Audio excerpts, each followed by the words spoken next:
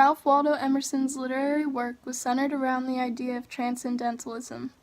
This idea is that people have knowledge about themselves and the world around them that transcends or goes beyond what they can see, hear, taste, touch, or feel.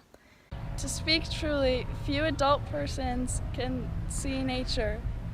Most persons do not see the sun. At the center of transcendentalism is the belief that people are at their best when they are self-reliant and independent. The sun illuminates the eye of the man, but shines only into the eye and the heart of the child. Jason Derulo. Come on. In good health, the air is a cordial of incredible virtue.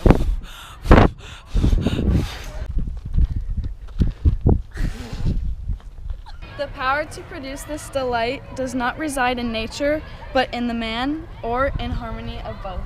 Emerson also stresses the importance of man's connection with nature. Can't keep my hands to myself. The invariable mark of wisdom is to see the miraculous in the common. This is incredible. Louder! Get it again. Kingdom of man over nature, with cometh not with observation. A dominion such as now is beyond his dream of God.